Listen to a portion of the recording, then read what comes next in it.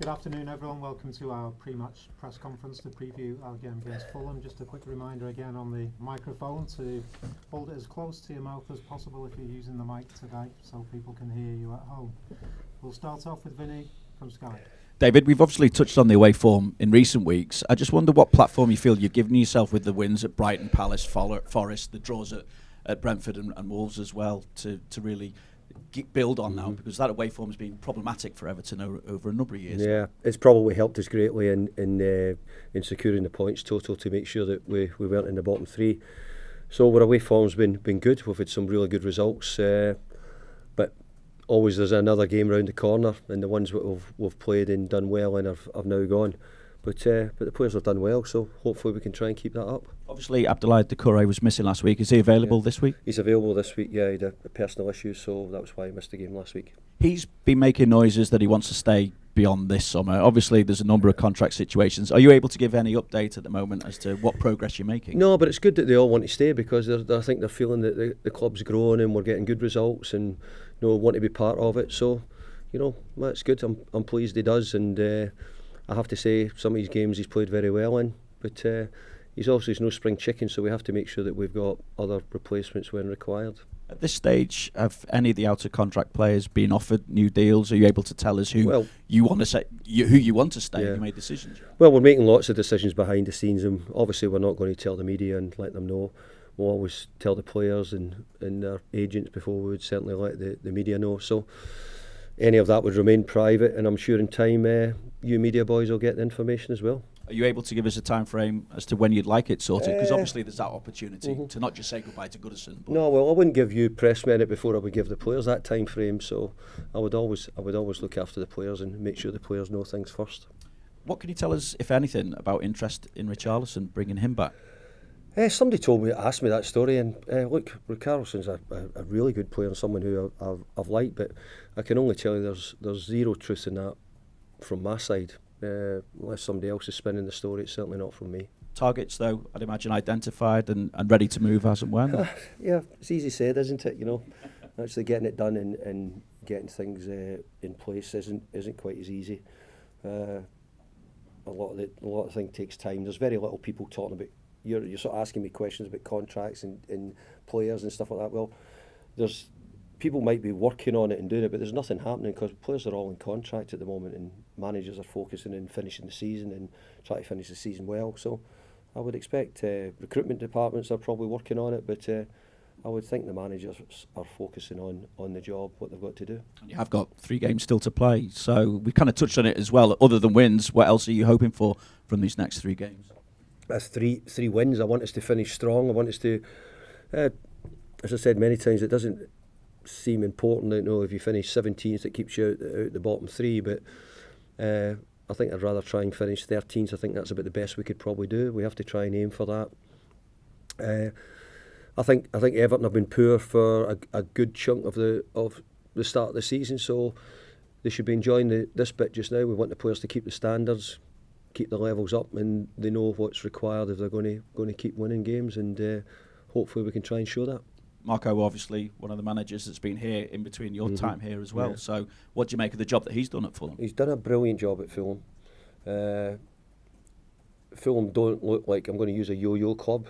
I remember when they came up from the Championship. They've stayed up, and I think that they've looked a really, really good, solid club now. I think Marco's got a good recruitment team behind them. I think they've made good signings, and look, they're a very good side. They've got lots of good players. What kind of a test then do you feel they are? Well, every game's a test for us at the moment. Everybody we play is a challenge. They're higher in the league than us, so we go there probably as underdogs, but we'll go there trying to show that the same spirit we've shown in a lot of the other games away from home to try and get ourselves 3 points. But it is a difficult game. Just to check, no fresh injury worries? No, we'll get 1 or 2 knocks and niggles, which we'll look at. So we'll just get a couple of things we need to sort of keep our eye on. Thanks, David. Good luck. Cheers. Thanks, Vinny. We'll go to Stuart at Premier League Productions. Hi, David. Hi, Stuart. I think only Arsenal have conceded fewer away goals than Everton this season. I just wondered if that's something that you have worked on specifically to solidify things on the road? No, I can't say that I have. I have to give Sean Dyche loads of praise for the team he left, and certainly the defensive unit has been terrific. So great praise. I think we've not got the most clean sheets, but Jordan and the boys at the back have done so well defensively. But it's nice to know that if you're good at one area and you're good defensively, it gives you a great platform to try and build from. So I think that's what I've tried to do. I've tried to use the great defensive unit, which in the numbers which they've had. We've tried to add more chances, more XGs, if that's a sexy enough word nowadays. Trying to score more goals, and I think we've done that as well. But I have to say, over the season, I think the defence is done very well. And I just wondered, in these sort of end of season games, is it sometimes difficult to get the intensity that you obviously want as a manager?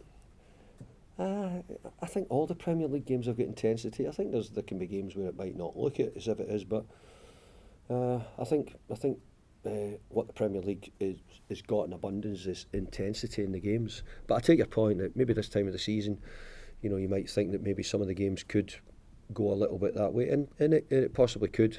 But hopefully we can keep it up. We're trying to build, and we're trying to keep it going and try and get a bit of consistency. And I think it's 15 draws in the Premier League this season. I know that's a big number, that, isn't it? I know number. It's easier said than done, but is the next step to, I suppose, turn as many of those into wins? Well, we certainly don't want to turn them into defeats, that's for sure. So so if you can't win, then a draw is not a bad result. A lot of the games we've not been either quite good enough or done well enough to get over the line possibly, but then we've had some really good draws when maybe we were up against it and we were able to pick a point up. So I think through the season you get your fair share of draws. We've had a few recently, but we've been playing a lot of really good sides recently. So let's hope that we can turn them into wins. But if not, then I'm more than happy to take the draws. Thanks very much. Thanks, Stuart. We'll go to Julia at Radio Merseyside. Hi there. When you talk about picking up a point, sometimes it feels like a battling point, doesn't it? If you've gone behind, obviously against Ipswich 2-0 up, and then to draw that. Has it felt a different atmosphere in here this week? And I know you were frustrated. Is it something do you sit down? Do you watch it back? Do you, or is it best sometimes not to watch it back? Yeah, no, we do all that. We look back at bits which we actually thought we played well in lots of periods in the Ipswich game. We'd done a lot of good things, but we couldn't quite shake Ipswich off. But what we needed to do was get the third goal, and we didn't. And we had 2 or 3 opportunities, we didn't take it. But they scored a wonder goal, always kept them in the game. And it was pretty close from that point. So I was disappointed that we didn't win, but I wasn't disappointed with big parts of the game. I was really disappointed with the second goal we lost. 2 or 3 players didn't do as well as they should have done, but that happens in football, and for every goal you concede there, I'm sure you can always look for a problem. But lots of good things, and we're scoring goals. I remember coming in here and everybody was telling me, how are you going to score goals, how are you going to make goals? That's been something I think we've done a lot better, and we've just been talking about theirs as having one of the best away records in the Premier League as far as conceding goals, and I think we're one of the top teams in not conceding. So lots of that the team and the players have done really well. Are you getting closer to where you want to be then? I remember when you came back, I said to you, what will David Moyes Everton 2.0 look like? Is it getting close to what you want it to look like? I think we've got a long way to go. I think I've been really pleased with the way players have done. They have worked and handled themselves brilliantly well. There's an incredible spirit amongst the players, I have to say. They're good for each other because they make sure everybody's fully engaged when you play for Everton, which is great. But obviously we want to try and make it better if we can, and we want to keep building on it. I hope we can build it quickly, but if we can't, then we need to go through the process and start building bit by bit. You brought Dominic back on to the pitch at the weekend, which was good to see him back in action. Does this now give you sort of a choice, I guess, going forward? Because it's been Beto, really, because he was the only fit striker when you arrived. Is that better having some competition up front? Well, it's much better having competition. I mean, the truth was my plan was not to really play Dom last week. But I just felt that the way the game was going, we might have just needed something with a bit of quality at the end of it, possibly to get us a goal. And that's why we gave Dom the last 15 minutes or so. So he's making his way back from what was a 3-month injury. So we want him back, we want competition. Beto gets a goal last week, so he's doing not bad, the big fella. And finally from me, Harrison Armstrong, back with you, back in training as well with the first team here. Just sort of, have you seen him come back a different player now you've actually got him back into Finch Farm? Well, he's back a different player because he's probably got, I don't know, 25 championship games under his belt for a young boy, which is very good. He's only trained with 2 days this week. He's had a little bit of time off. We're expecting him probably to be involved with either England under 19s or under 18s possibly in the coming weeks. So we've just got to make sure that we get him some holiday time, some time off, but also keep him ready for that as well. We'll involve him in the summer series, and we'll involve him in the pre-season, and he'll get an opportunity. But we're really pleased he done well at Derby. Thanks, Julia. We'll go to Carl at the Press Association. Hi, David. Hi, Carol. Just a quick one from me. You said you go to Fulham as underdogs. I'm assuming that's a word you want to be using less frequently next season. Yeah, but I'm only saying probably factual. The league position would be the reason why we think that. There was a great point about our away record's been very good recently, so we go with lots of confidence and belief that we can get a result. But I think it's Fulham's results this season and how they've done have put them probably in that strong position. I mean, in terms of the actual word underdog, I mean, for a time in your first spell here, that was what you were billed as when you came up against the bigger sides, but that's when you were ahead of all the, you were sort of 6, 7, 8 or whatever. So that's, I guess, that's the next step to make. Is to stop being underdog against teams like Fulham and Brentford and whoever. Yeah, well, I think the position the club have been in over recent years, they've probably always been the underdog. So it's not just me. But I think that, just saying that, I probably think a lot of the games that Everton have gone into, other teams would probably looked as if they were favourites to win. But I think that what the players have done here, we've got them one at Brighton, we've had a great result at Crystal Palace. On the road, we lost to Chelsea, but it was a narrow defeat.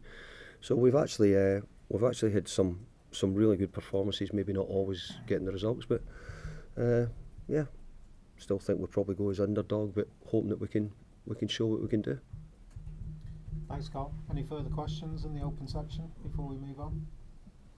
Yep. Hi. Hi there. Beto was the man that got the goal in the reverse fixture back in October.